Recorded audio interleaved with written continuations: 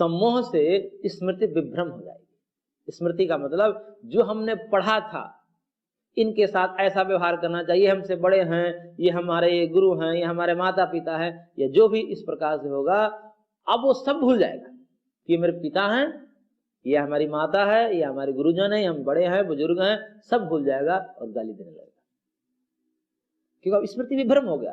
क्रोध का यह परिणाम हुआ कि विवेक तो नष्ट हो गया उसका, और विवेक नष्ट होने से वो जो कर्तव्य रूपी एक विवेक बुद्धि होती है, तुझे क्या करना चाहिए क्या नहीं करना चाहिए, इस बुद्धि का नाम विवेक बुद्धि है। इनके साथ ये करना, ऐसा व्यवहार करना चाहिए, ऐसा नहीं करना चाहिए। और जैसे ही क्रोध हो जाए बुद्धि नष्ट हो गई, और बुद्धि नष्ट हो गई तो सारी स्मृति अवलोप हो गई, ये मेरे पिता हैं, ये मेरा क्या है, सब भूल जाएगा और गाली तक देने लगेगा। यानी कि जो नहीं कहना है वो भी कहने लगेगा, जो नहीं करना है वो भी करने लगेगा। हो सकता है माता पिता को ही थप्पड़ चला दे, गुरुजन को ही के ऊपर ही हाथ छोड़ दे, ऐसा भी हो सकता है, क्योंकि अब उसकी कामना इतने तीव्र स्तर की थी, वासना इतनी तीव्र स्तर की थी, वो पूर्ति नहीं हो पाई। और हो सकता है कि उसके बीच में गुरुजन या माता पिता ही हो उसकी कामना के बाधक, तो उनके प्रति वो क्रोध करेगा, और क्रोध में अज्ञान छाएगा, फिर स्मृति विभ्रम हो जाएगी, सब भूल जाएगा क्या करना है क्या नहीं करना है। और जब सब भूल जाएगा, सब स्मृति लुप्त हो जाएगी, उसकी कर्तव्य कर्तव्य की स्मृति, जो पढ़ा था, जो सुना था, व्यवहार की बातें सब भूल जाएगा। और जब स्मृति विभ्रम हो जाएगा, स्मृति भ्रष्ट हो जाएगी, तब भगवान कहते हैं बुद्धि नाशा। बुद्धि का तात्पर्य होता है अध्वसायो बुद्धि, निर्णय करना, ये बुद्धि का काम है। अब वो गलत निर्णय करेगा, जो नहीं करना वो करेगा, जो करना था वो नहीं करेगा। तो बुद्धि नाश हो जाएगा, और जब बुद्धि नाश होगा तो कुछ करेगा, वहां गड़बड़ी करेगा, जो भी करेगा, क्योंकि अब तो बुद्धि खत्म हो गई है, उसकी नष्ट हो गई है। तो भगवान कह रहे हैं कि बुद्धि नाशात प्रणश्यति, बुद्धि नाश हुआ तो समझो कि उसका नाश ही हो गया, क्योंकि ये विवेक बुद्धि ही है जो मनुष्य को मनुष्य बनाए रखती है। मनुष्य को मनुष्यत्व बनाने में, और उसको मनुष्यत्व से देवत्व और देवत्व से ब्रह्मत्व तक ले जाने में ये बुद्धि ही सहायक है। और बुद्धि काम वासना से इतनी प्रेरित हो गई कि वो व्यक्ति अंधा हो गया, और अंधा होने में फिर क्रोधित हुआ, क्रोध में उसकी स्मृति नष्ट हुई, फिर बुद्धि नाश हुआ, निर्णय विपरीत ले लिया, और फिर बुद्धि नाशात प्रणश्यति, उसका जीवन ही बर्बाद हो जाता है। ये पूरा देखिए, ये इसका मूल क्या भगवान ने कहा, इसका मूल है ध्यायतो विषयान पुंसः, कि बार बार व्यक्ति विषयों का ध्यान कर रहा है।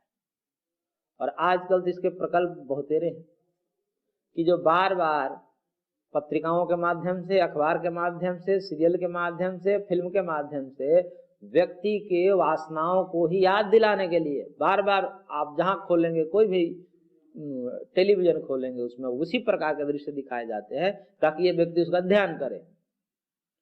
बार बार देखने से ध्यान वही होगा, जो बार बार व्यक्ति देखेगा वो ध्यान होगा, और चिंतन करेगा, वही जो चिंतन करेगा उसे आसक्ति होगी, आसक्ति से काम जगेगा, काम की पूर्ति नहीं होगी तो क्रोध होगा।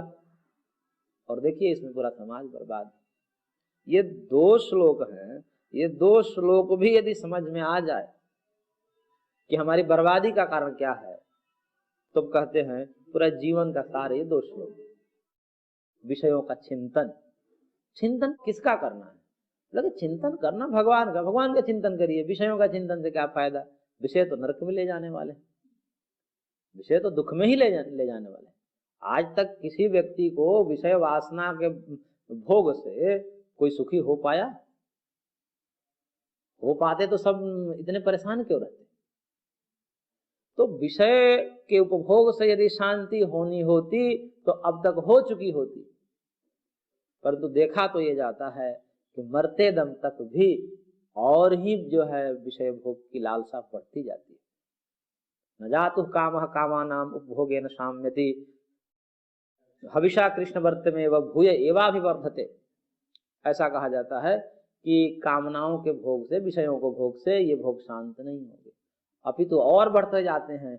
जैसे अग्नि में घृत डालने से अग्नि और भड़कती है, इसी प्रकार से विषय सेवन से कामना और भड़कती है। तो विषय सेवन करके और उसको शांत करने का प्रयत्न ऐसा ही है जैसे घी डाल करके और अग्नि को बुझाने का वो करना।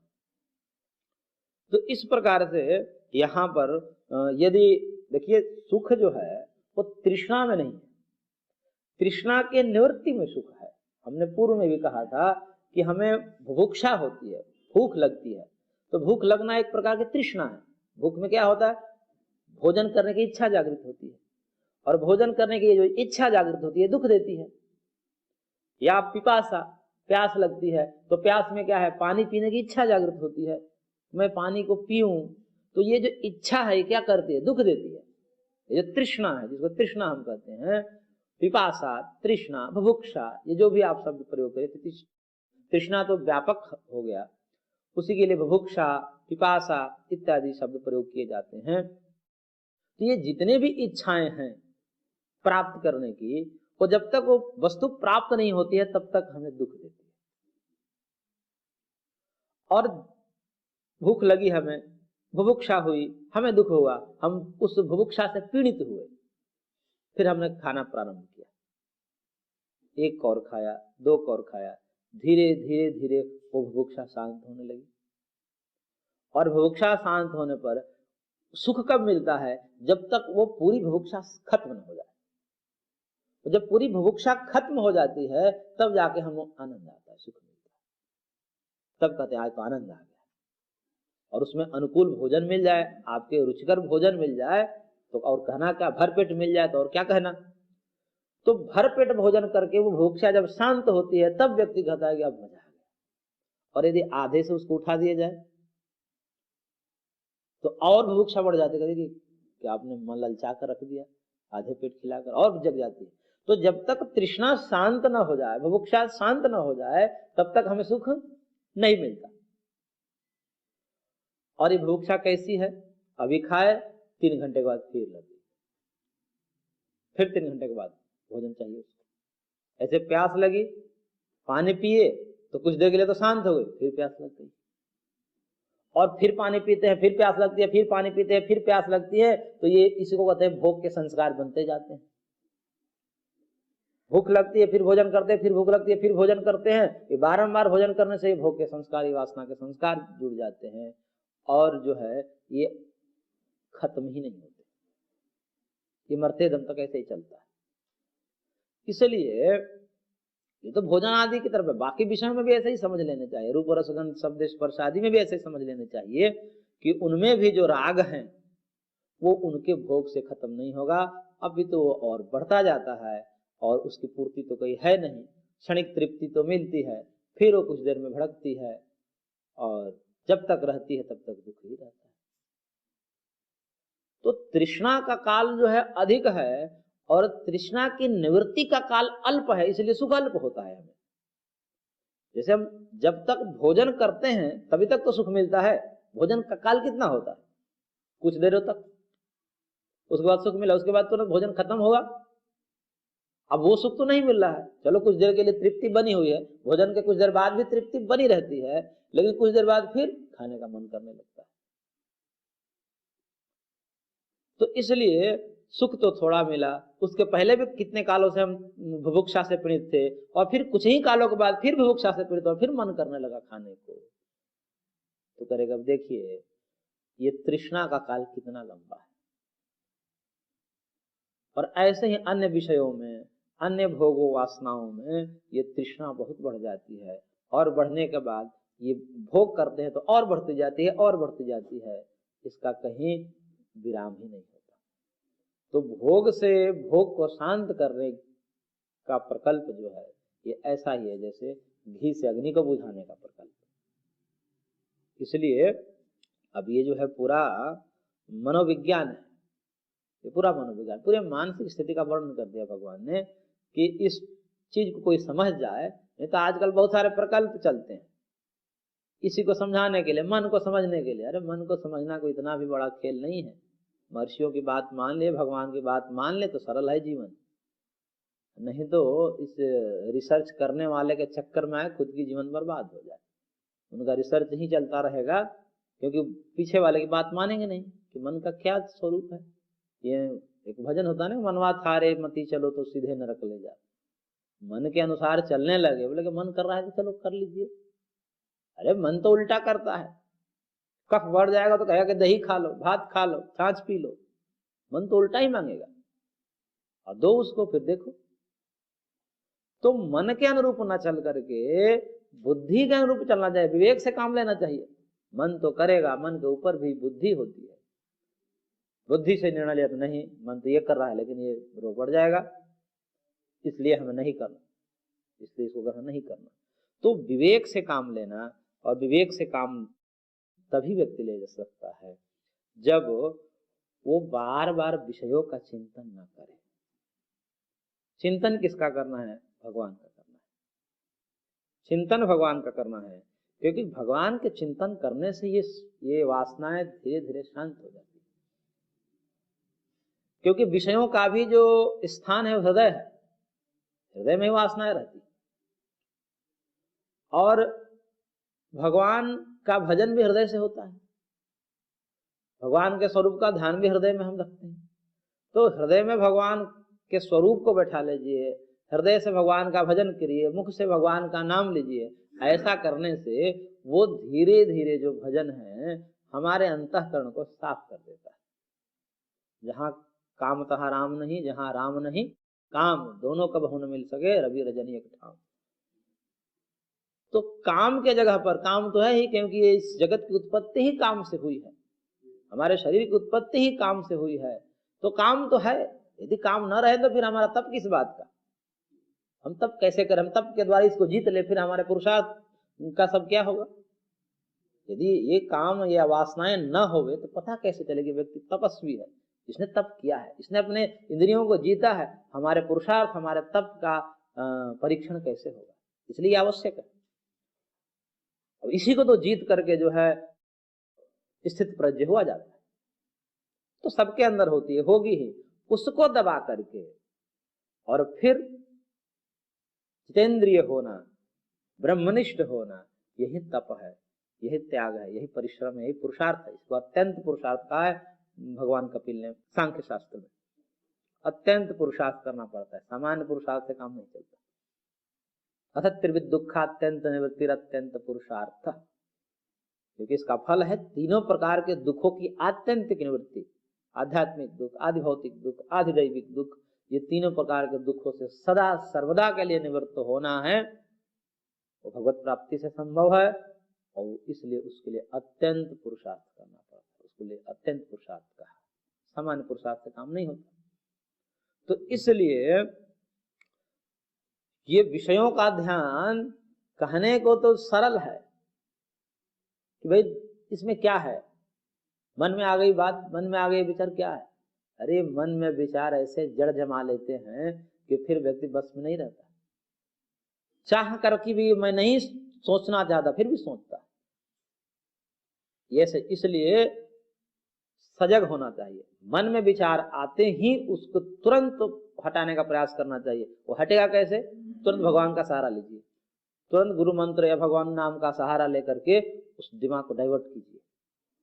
और इसका कोई उपाय नहीं है, लड़ने का प्रयास नहीं करना चाहिए, मैं इसको दबा दूंगा, नहीं नहीं, उसको उपेक्षा करना और उसके जगह पर भगवान को लगा देना। तत्क्षण कोई काम, कोई क्रोध, कोई लोभ का विचार आया मन में, उसी क्षण भगवान के नाम का सहारा लेकर के उस तरफ से दिमाग को हटाएं और दिमाग को भगवान में लगाएं। यदि वहां कुछ क्षण भी रुक गए तो फिर उसमें रस आने लगता है, उसी का चिंतन में रस। एक तो है कि प्राप्त करने में रस होता है, एक चिंतन में भी सुख मिलता है। और उस चिंतन में सुख जब लेने लगे तो सुख से सुख, सुख से सुख, और वो रस बनता जाता है, फिर तो चाहकर भी नहीं छोड़ सकते। तत्क्षण हटा दिए तो हटा दिए, नहीं तो मन लगा तो फिर हटाना मुश्किल हो जाता है। हटाया जा सकता है, ऐसा नहीं कि उसको भी हटाया नहीं जाता, लेकिन थोड़ा कठिन हो जाता है। तत्क्षण हटा लिए तब तो ठीक है, कोई दिक्कत नहीं। ऐसे तत्क्षण हटाते हटाते बार बार आएंगे, उसको हटाते हटाते हटाते एक समय ऐसा आएगा कि वो आना ही बंद कर देगा, क्योंकि वो भी देखता है कि ये व्यक्ति हमारा कदर ही नहीं कर रहा है। कहीं कोई जाए व्यक्ति, कोई मेहमान की भांति जाए और उससे बात आप करने लगी, और जी कैसे हैं, तो रुकेगा, और नहीं तो बैठा दीजिए उसको, और बैठा कर थोड़ा पानी पिला दीजिए और रुक जाएगा वो। तो जहां भी किसी को मान सम्मान आदर मिलता है वो वहां रहता है, ठहरता है। और जहां पर हम आदर देना बंद करते हैं वो आना बंद कर देता है व्यक्ति। ऐसे विचारों का भी है। इसलिए परम पूज्य गुरुदेव एक वाक्य बोलते हैं कि बुरे विचारों का कभी आदर नहीं करना और अच्छे विचारों की कभी उपेक्षा नहीं करना। अच्छे विचार हैं उसको ये नहीं, अरे ये क्या सुनना, इसको क्या करना, नहीं, भगवान का नाम है, भगवान का भजन है, यदि मन नहीं लग रहा है तो भी करिए। और बुरे विचार में यदि आपको रस मिल रहा है तो भी मत करिए, हटिए वहां से, क्योंकि प्रारंभ में तो रस लगता है और उसका परिणाम विष के भांति हो जाता है। इसलिए यहाँ पर भगवान ने क्या किया कि ध्यान करके हम जो है, कामी व्यक्ति स्त्री पुरुष का ध्यान कर रहा है, लोभी व्यक्ति दूसरे के धन हरण का ध्यान कर रहा है, उसी पर उसकी नजर है कि इसके धन को मैं कैसे ले लूं, कब ले लूं, वही चिंतन कर रहा है, इसका परिणाम उसका नाश है। तो इस प्रकार से देखने में सरल लगता है, क्या लगता है हल्की बात, इसमें क्या है ध्यान करना, लेकिन ये अपने आप में बहुत बड़ी बात है। इसलिए चिंतन कैसा चल रहा है, और दर्शन शास्त्र तो पूरा इसी पर टिका हुआ। दर्शन शास्त्र का ये नियम है कि जानाति इच्छति करोति। जैसा व्यक्ति चिंतन करता है, जैसा ध्यान करता है, जैसा उसका ज्ञान होता है, वैसे इच्छा करता है, और जैसा इच्छा करता है तदनुकूल कर्म करता है। व्यक्ति के अंदर क्या चल रहा है, ये जगत को पूरे एक वाक्य में कहा जाए ये जगत क्या है, तो कहते हैं कि चिंतन का परिणाम है। ये अलग अलग लोग देखे जा रहे हैं कि कोई तो है बहुत विद्वान, कोई तो है बहुत ऐश्वर्यशाली, बहुत यश वाला, कीर्ति वाला व्यक्ति है, और कोई है एकदम निकृष्ट व्यक्ति जिसका न यश है न कीर्ति है, कुछ नहीं है, अपयश ही अपयश है। वो भी व्यक्ति ही है, दोनों व्यक्ति ही है, अंतर कहाँ है, विचार में अंतर है, व्यक्ति क्या सोचता है। तो चिंतन का असर है व्यक्ति का चरित्र, व्यक्ति का व्यक्तित्व, व्यक्ति का ऐश्वर्य, उसका ज्ञान, उसका कर्म, ये सब चिंतन का परिणाम है। इसलिए चिंतन को सही रखना चाहिए, और चिंतन का सही का मतलब इस चिंतन को भगवान में लगाइए, परमार्थ में लगाइए, स्वार्थ में मत लगाइए। व्यक्तिगत स्वार्थी जो है ये क्या है, व्यक्तिगत स्वार्थी तो है, अपने को अच्छा लग रहा है चिंतन करने से, विषयों का चिंतन करने से अच्छा लगने लगा, स्वयं को अच्छा लगने लगता है चिंतन से, उसका परिणाम देखिए क्या हो गया, भयंकर। इसलिए वहां से सुख लेना हटाइए और उसको जो है भगवान में लगाइए। तो विषयों का चिंतन और उसका परिणाम नाश। ध्याय तो विषयान पुंसः संगस्तेषु विजायते, संगात संजायते कामः, कामात् क्रोधो विजायते, क्रोधात् भवति सम्मोहः, सम्मोहात् स्मृति विभ्रमः, स्मृति भ्रंशात् बुद्धिनाशो, बुद्धिनाशात् प्रणश्यति। ये 2 श्लोक में याद कर लेने चाहिए। ये श्लोक जो है हमें विकट परिस्थितियों में काम आते हैं, दिखता है, ऐसे सामने आता है श्लोक, याद आता है कि नहीं, ध्याय तो विषयान पुंसः संगस्तेषु विजायते, इसलिए नाश, इसका अंतिम परिणाम नाश है, व्यक्ति डर जाता है। तो जब गलत विचारों से व्यक्ति का हृदय जब कांपने लगे तो समझिए कि स्थिति सही हो रही है। गलत विचार आए, कांप जाए, हृदय कांप जाए, नहीं नहीं नहीं, क्या हो रहा है, राम राम, बचाइए इसको, भगवान से पुकार करिए, बचाइए इससे, मैं नहीं जानता, मैं अपने को बर्बाद होने नहीं देना चाहता, मैं बर्बाद नहीं हो सकता, मैं भगवान के अंश हैं, हमारा नाश कैसे हो सकता है, और हम भगवान के अंश हैं, हम भगवान आपके पुत्र हैं, हमारा नाश कर देगा विषय चिंतन, विषय आ रहे हैं हमारे मन में। तो भगवान से ही ऐसी कामना करनी चाहिए कि प्रभु आप इसको हटा दीजिए, इसको हटाए, फिर भगवान हटा देते, फिर भगवान के नाम का मंत्र आदि का सहारा लेते हैं तो हट जाते, शांत हो जाते। तो उस समय गलत विचार जब भी आए मन में, हृदय में, उस समय कांप उठना चाहिए व्यक्ति को, तुरंत उससे प्रभावित होना चाहिए, नहीं नहीं ये विष है, मार देगा हमें। इस प्रकार जब करने लगते हैं तब जो है वो व्यक्ति का ऊर्ध्वारोहण हो जाता है, उसकी प्रज्ञा प्रतिष्ठित हो जाती है, नाश से बच जाता है। तो इस प्रकार से यहाँ कितना क्रम बताया, एकदम व्यवस्थित क्रम है ये, कि विषयों का ध्यान करने से क्या होता है। और फिर जब जितेंद्रिय हो जाते हैं, यानी कि बुद्धि में ध्यान किसका करने लगे, भगवान का करने लगे, तब उसका क्या फल होता है वो भी भगवान बता रहे हैं आगे। श्लोक संख्या 64 में कह रहे हैं, राग द्वेष युक्तस्तु विषयान इंद्रियश्चरन् आत्मवश्यैर्विधेयात्मा प्रसादम अधिगच्छति। करें कि विधेय आत्मा आत्मवश्यैः रागद्वेष विमुक्तैः इंद्रियैः विषयान प्रसादम अधिगच्छति। जिसने अपने इंद्रियों को अंतःकरण को साध लिया है, यानी कि अपने चिंतन को सही कर लिया है, और उसका अंतःकरण बस में हो गया। बस में का मतलब कि उसने चिंतन ठीक शुरू कर दिया। अब जो चिंतन विषयों का कर रहा था, अब उस स्थान पर चिंतन भगवान का होने लगा। जहां पर चिंतन स्वार्थ का चल रहा था, मन में वृत्ति स्वार्थ की चल रही थी, अब वहां पर वृत्ति परमार्थ की हो गई। बस बदलना है, मन तो वही रहेगा। मन को तो कुछ ना कुछ करना है, वो खाली बैठ नहीं सकता। इसलिए मन एव मनुष्याणाम कारणम बंध मोक्षय हो, ऐसा भी शास्त्र वचन है कि ये मन ही व्यक्ति के सुख और दुख दोनों का हेतु है। तो दुख कब होगा? जब उल्टा चिंतन करने लगा मन, तो दुख होने लगता है। और वहीं सीधा चिंतन करने लगा, भगवान का चिंतन करने लगा, परमार्थ का चिंतन करने लगा, तो वो सुखी हो जाता है। तो बंधन और मोक्ष इन दोनों का कारण मन ही है। इसलिए मन को साध करके और उसको जो है राग द्वेष विमुक्त ही, राग द्वेष रहित होकर के। अब देखिए, अभी इसमें जो है स्थित प्रज्ञ जो हो गया, अब इसका आचरण कैसे होगा वो बता रहे हैं भगवान कि उसने अब जितेंद्रिय हो गया, मन को जीत लिया, मन को भगवान में लगा लिया, इंद्रियों को खींच लिया, कुर्म की भांति कछुओं की भांति अंदर, यानी कि बहिर्मुखता से अंतर्मुखता की ओर गया। मन में जो विषय चिंतन चल रहे हैं उसके स्थान पर भगवान को बैठा लिया। अब वो मानो अपने इंद्रियों को जीत लिया, सही क्रम में लगा दिया। अब अपने बस में की हुई जो उसके अंतःकरण जिस साधक की, अब वो राग द्वेष रहित हो गया, क्योंकि अब उसमें जो है व्यक्तिगत स्वार्थ नहीं रही। स्वार्थ के लिए कोई कर्म करेगा ही नहीं वो। यहां तक कि शरीर से भी सुख नहीं लेगा वो। भोजन भी करता है तो इसलिए नहीं करता कि उसको रस आ रहा है, अपनी इस दृष्टि से करता है कि इसको भरना है, इसको ठीक रखना है, चलाना, इसलिए खाना पड़ता है। ये दृष्टि रहती है उसकी। ये नहीं कि अरे बड़ा मीठा लग रहा है, बड़ा इसमें रसदार और लाइए थोड़ा, इस भांति से नहीं खाता। उसको लगता है कि ये खाएंगे तो जो है ये पुष्ट होगा, क्योंकि ये शरीर से ही तो भगवान की प्राप्ति होगी। इसलिए शरीर को भी इसलिए खिला रहा है क्योंकि इससे भगवत प्राप्ति होने वाली है, भगवत प्राप्ति के साधन है। इसलिए मानव भोजन भी वो अपने लिए नहीं कर रहा है, भगवान के लिए कर रहा है।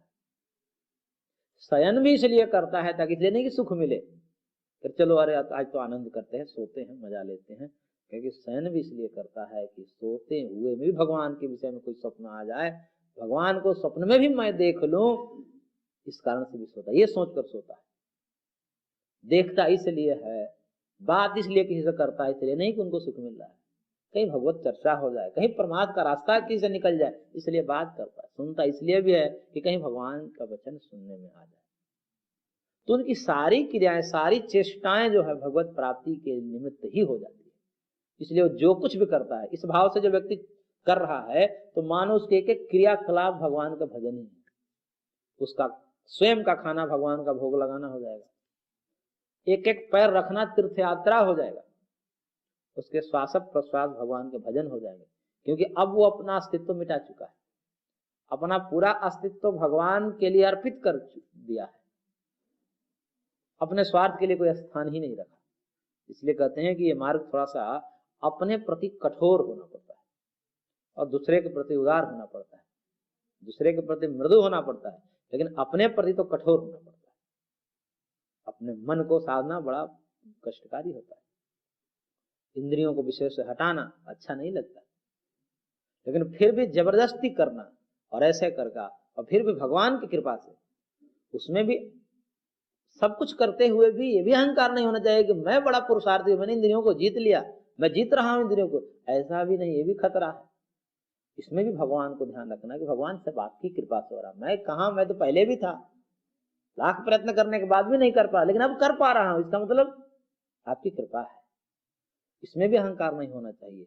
इस प्रकार से जब वो करता है तो मानो राग द्वेष से रहित हो जाता है, और राग द्वेष से रहित होकर के इंद्रियों को अपने वश में करके, अपने अंतःकरण को वश में करके, और क्या करता है, इंद्रिय ही विषयान चरण, इंद्रियों के द्वारा अब विषयों में विचरण करता है, यानी कि जितेंद्रिय होकर के मन को वश में करके, और तब लोक व्यवहार में आता है। अब उसके सामने रूप है, रस है, गंध है, शब्द है, सबको देखेगा, चखेगा। यानी कि व्यवहार में तो कर्मयोगी को करना ही, जैसे गृहस्थ व्यक्ति है तो गृहस्थ व्यक्ति तो उसको सब करना पड़ता है, सबसे मिलना होता है, सबके यहाँ बैठना होता है, उठना होता है, तो सबके साथ वो तो करना ही पड़ेगा उसको। लेकिन फिर भी वो जितेंद्रिय हो चुका है, अपने मन को बस में करके जब विचरण करता है तो कहते हैं इससे क्या होता है, प्रसादम अधिगच्छति, उसका अंतःकरण स्वच्छ हो जाता है, उसका अंतःकरण पवित्र हो जाता है। यानी कि राग द्वेष से रहित होकर के भगवान को मन में बसा करके तब जब विचरण करते हैं, सबको उसी भाव से देखते हैं, ब्रह्म भाव से देखते हैं, तब अंतःकरण पवित्र होने लगता है, अंतःकरण निर्मल होने लगता है। प्रसादम अधिगच्छति यानी कि अंतःकरण की निर्मलता को प्राप्त करता है।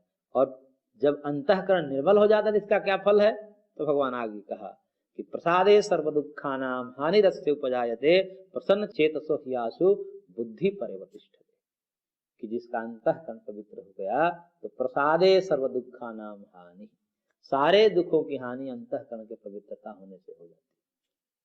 क्योंकि जो दुख का कारण था वो क्या था, कामादि विकार थे, और वो कामादि विकारों को उसने नष्ट कर दिया। अंतःकरण पवित्र का मतलब हृदय से कामादि विकार नष्ट हो गए।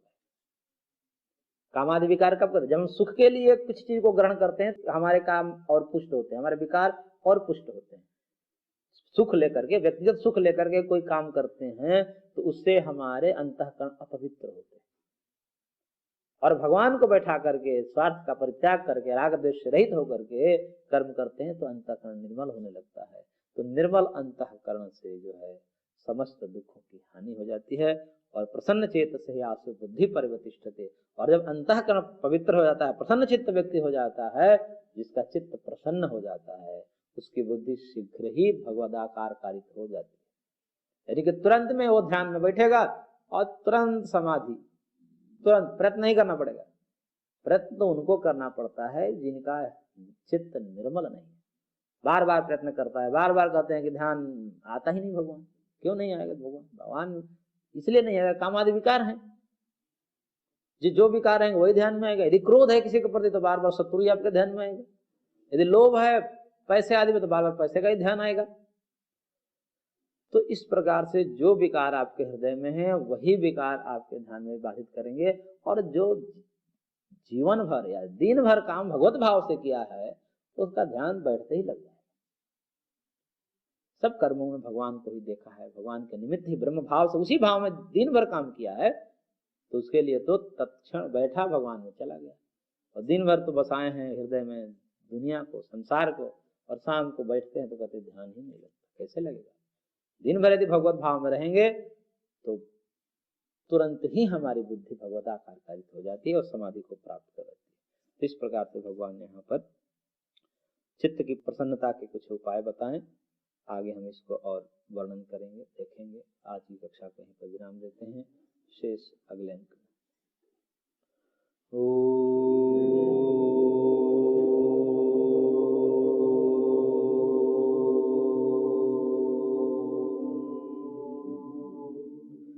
शांति शांति शांति।